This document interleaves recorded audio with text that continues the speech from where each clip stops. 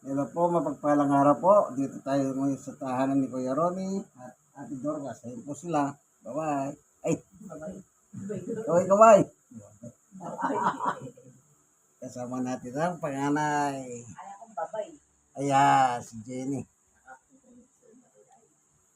Mamaya, alas 5.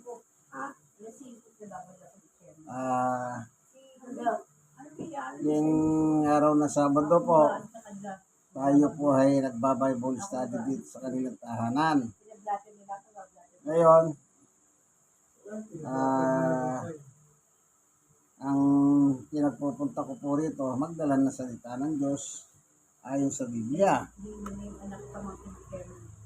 Ngayon, mag-aaral tayo at nangyayari sa ating kapaligiran.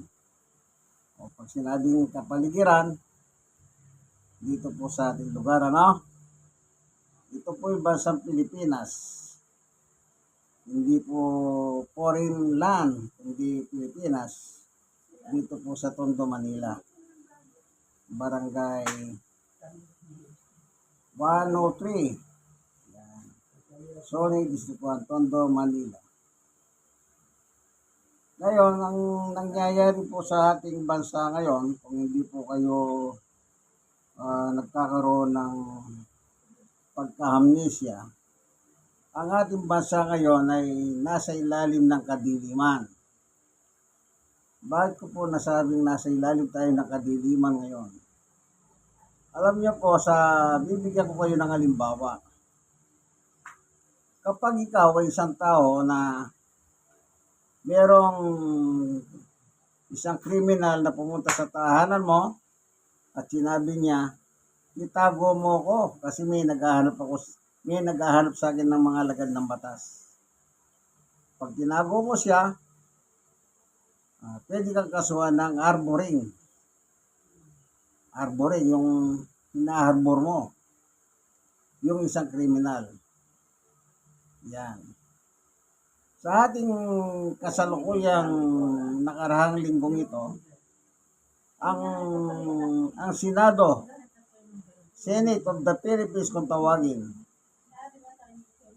meron pong isang senador na kagaya ni Senador Bato de la Rosa. Bigla po siyang lumitaw kasi nga po, ang hangarin po ng kanyang grupo ay makuha po yung kapangyarihan sa Senado. Sa loob ng 6 na buwan, last year from November, December, January, February, March, April, May. 6 months.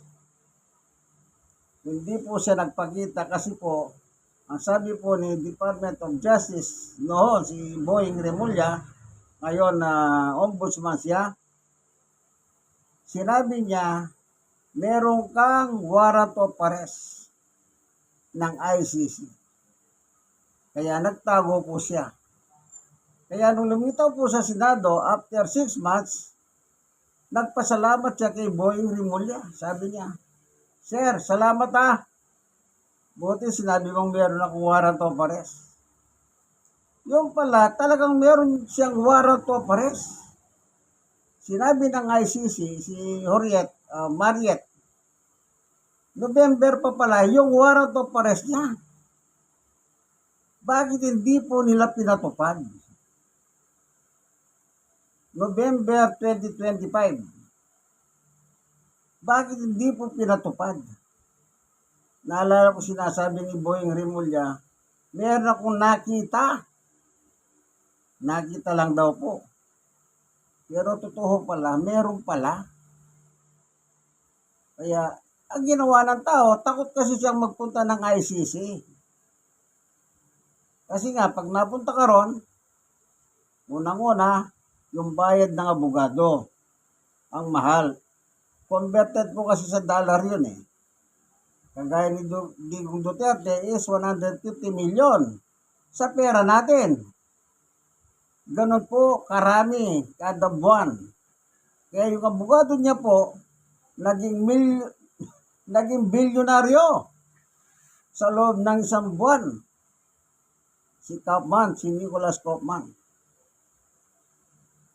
So, bago tayo magpatuloy, manalangin muna tayo. Panginoon Diyos, sa aming Ama, minsan pa, samahan mo kami sa aming pagbubulay ng iyong salita. Buksan ang puso't kaisipan ng tao upang makaunawa kami ng lubos. Sa ngalan ni Jesus. Amen. Ang sabi ni Apostol Pablo, Efeso chapter 5 verse 16, sapagkat masama ang takbo ng daigdig. Ano po sabi ni Pablo? Masama. Hindi niya sinabing mabuti. Ang alin daw po? Ang takbo ng daigdig. Masama, hindi po mabuti. Tapos ang sabi niya rito, samantalahin ninyo ang bawat pagkakataon na kayo'y makagawa ng mabuti. Dalawa yan masama at mabuti. Ang sabi niya, samantalahin natin. Kung masama man po ang takbo ng ating mundo, ang utos ni Pablo, gumawa tayong mabuti. Diba? Pero ang nangyayari senaryo ngayon sa Senado, binibigyan pa po nila ng proteksyon si Bato para wag siyang mahuli. Isipin nyo po ang NBI nagpadala ng dalawang babae magsiserve ng warrant of arrest. Nung nakita po nila si Bato,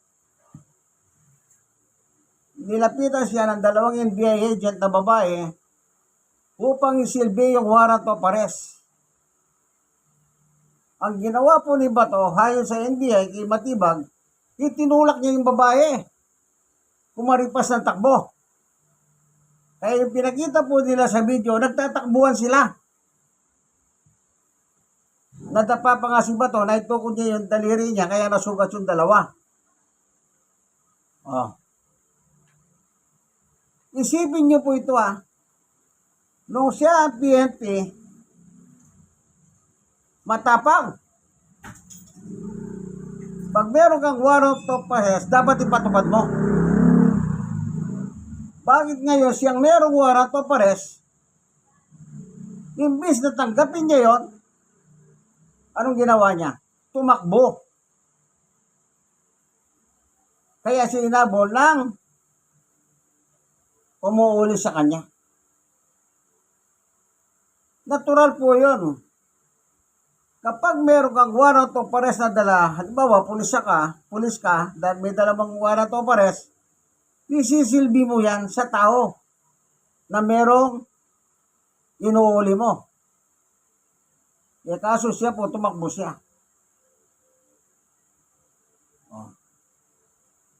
Pagkatapos ang ginawa ng Senado, gumawa silang resolution, nagsalita si Joel Villanueva ng GIL Church, yung simbahan ni party list, Sibak, Eddie Villanueva. Nagsalita si Marcoleta ng Iglesia ni Cristo. Nagsalita si Jinggoy ng Katoliko. Nagsalita si Robin Padilla ng Muslim. Alam niyo po, ito yung nakakalungkot Sa batas po, hindi ka pwedeng umarbor ng kriminal. Si Bato po, kriminal siya Kaya sa kriminal, tinawag siya kriminal kasi nga meron siyang napatay. At lahat ng napatay niya, nung nanunungkulan siya, binanggit ng ICC.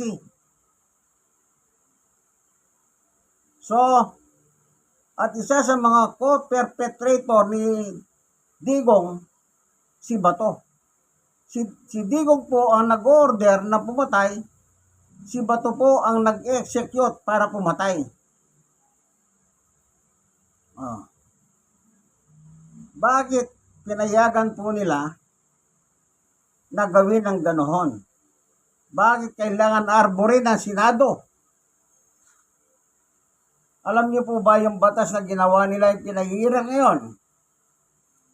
Yung 1851 yata yun. Ang nagbalangkas po yon nung buhay pa po si Senador Juan Enrile.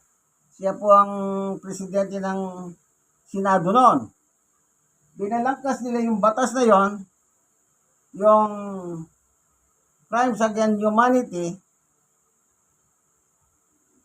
at ang isa sa mga pumirma noon, si Alan Cayetano, si Lito Lapid.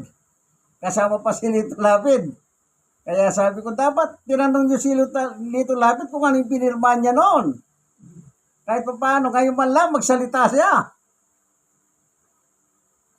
Yung batas na yun na pinasa po, na humiral, sa ating bansa, kapag mayroong isang akusado na nakagawa ng krimen sa abroad, ay na dinala sa abroad ang kaso, pag nagpalabas ng warrant of arrest, ang trabaho ng Pilipinas, ibigay yung nasabing tao.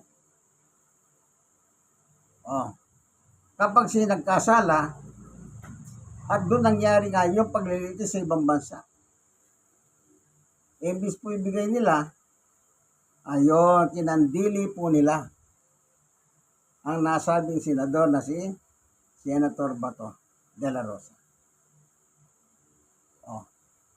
Kaya meron silang pananagutan. At pagkatapos yung Sergeant at Arms ng Senado, si Aplasca, 3-star General ng Philippine National Police, kaklase ni Bato sa PMA. Kaya nakatakas po ang Bato sa vicinity ng Senado nang walang kahirap-hirap. Ang dami pong may mga pulis, may marines, may mga gwardya pa. Yun po nagbabantay na Senado. Bakit po nakawala ang Bato? Dinatural ang Sergeant at Arms ng Senado ay si Aplasca. Ayon sa balita, ang kasama niya tumakas si Lito Lapid ay si Robin Padilla. Nasaan siya ngayon? Wala na po. Tinakasan niya yung biktima ng tokang or EGK nila ni dating Pangulong Duterte. Sila po yung kawawa. Kinawawa sila ng mga senador. Yung 13 senador, yung grupo ni Alan Cayetano na tinatawag naman sa social media, Judas. 13 sila, 13. Judas ang tawag sa kanila. Kumbaga po, inudas nila ang Pilipino. Kaya ang sabi po ng Biblia, napakasama. Ang sabi niya, ano sabi ni Pablo? Napakasama. Dapat sana tayong mga tao nakakaunawa, dapat gumawa tayo ng mabuti. Sumunod tayo sa Diyos. Dapat hindi mo pinalabas si Bato de la Rosa upang magkaroon ng hustisya. Upang magkaroon ng hustisya yung kanilang mga biniktima ng EJK at ng tokang. Yan ngayon, paano pa? Kailan pa kaya mahuhuli yan? Kaya tinatawag siya ngayon international fugitive. Kaya international po kasi po international yung ICC. Hindi siya national fugitive. Pugante siya ngayon. Unless siguro gawin ng gobyerno, lagyan ng patong sa ulo. Baka sakali. Lagyan ng patong sa ulo. Ang ating pong mundo ngayon, ang sabi ni Juan, sa sulat po ni Juan, ang ating bansa ay ganito naman. Sa unang Juan 5:19, ang buong sanlibutan ay nasa kapangyarihan ng dyablo. Kita niyo po? Ang nangyayari ngayon sa ating bansa, ay kagagawan ng dyablo. Sapagkat yung batas na pinasa nila noon, nila Alan Cayetano bilang senador noon, nilabag po niya. Kaya pinag-uusapan nila Alan Cayetano versus Alan Cayetano. Sabi nga nila, mukhang nakalimutan yata yung pinirmahan na batas dito. Kasi unang-una, siyang tumututol upang ulihin si Bato nang nagkanlong siya sa Senado. Kaya sabi po ng NBI, sinabi mo, custody mo siya. Ayan, kaya ngayon, ayon sa nababalitaan po natin, magkakaroon ng investigasyon upang makasuhan ng obstruction of justice. Alam niyo, may pagkakamali rin po ang Supreme Court dito eh. Nagapila po si Bato sa Supreme Court. Hindi naman nagbigay ng temporary restraining order ang Supreme Court. Kasi ang gusto ni Bato, pigilan yung pag-aresto. Maglabas ng TRO. Hindi siya naglabas pero nagbigay siya ng kailangan sumagot ka muna within 72 hours. Sasagot ang Department of Justice, sasagot si Bato, within 72 hours. Ayon sa mga dalubhasa sa batas, kapag wala pa lang pinalabas na TRO, dapat ulihin mo na. Pwede mo na siyang ulihin. Pabayan mo na yung 72 hours na binigay na Suprema.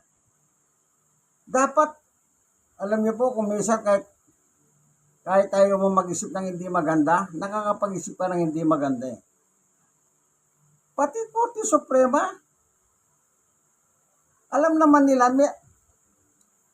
ayon sa batas, kapag nagpalabas ng warrant of arrest ang ICC, kahit anong gawin ng bansang Pilipinas, kahit ang Korte Suprema pa, walang magagawa. Kailangan igagalang mo yon dahil meron tayong kasunduan. Kagaya ng ICC. Oh. Kaya tuloy, imbis na ngayon, hindi siya ginawa. Wala silang, kaya sabi ni Alan Cayetano, ba't hindi siya alis? Wala siyang warrant of arrest. Alam niyo kung minsan, ang ating bansa, parang naglalaro lang tayo sa politika po. Dalawa lang ang naglalaro politika, Duterte, Marcos. Wala na. Paano naman tayong mga nasa kawawa yung mga biktima? Sila po yung kawawa. Bakit? Lumabo na ang kanilang katarungan. O, sipin niyo po yan. Kawawa po tayong mga Pilipino. Nagbabayad tayo ng bis, sinusweldohan natin ang mga yan, senador.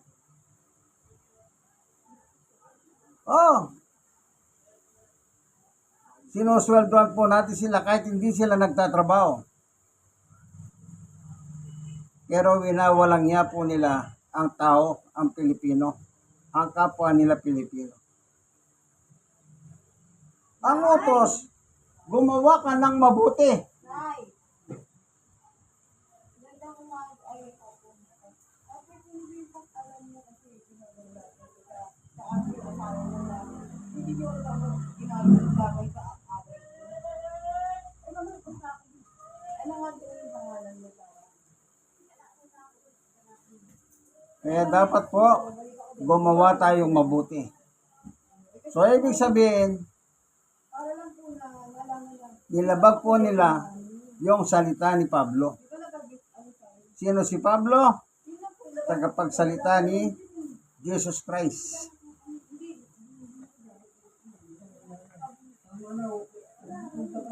Ang ating apostol na si Pablo sa Biblia. Nakakalungkot po ang nangyari sa ating bansa. Tayo po mga sibilyan, Parang pinaglalaruan na lang po tayo ng mga nasa posisyon. Kaya tandaan nyo po, lagi po tayong manalangin. Hingin natin ang awa ng Diyos, nawa maahawa siya sa atin, na yung mga kriminal na nagsisipagtago, na gumawa ng krimen sa atin, nawa ibigay sila ng Diyos sa kamay ng otoridad. Sapagkat ang nangyayari po sa atin, laro ng politika. Laro ng politika. Salamat, Panginoon Diyos, sa iyong pagtuturo sa amin na dapat gumawa kami ng mabuti. Nasasangkot po ang Senado sa nangyayari sa amin. Pinaghaharian po ng kadiliman ang aming bansang Pilipinas. Sa inyo pong mga nanonood ng video ito, wala tayong political color. Yan po yung naghanap, napanood naman yan sa telebisyon.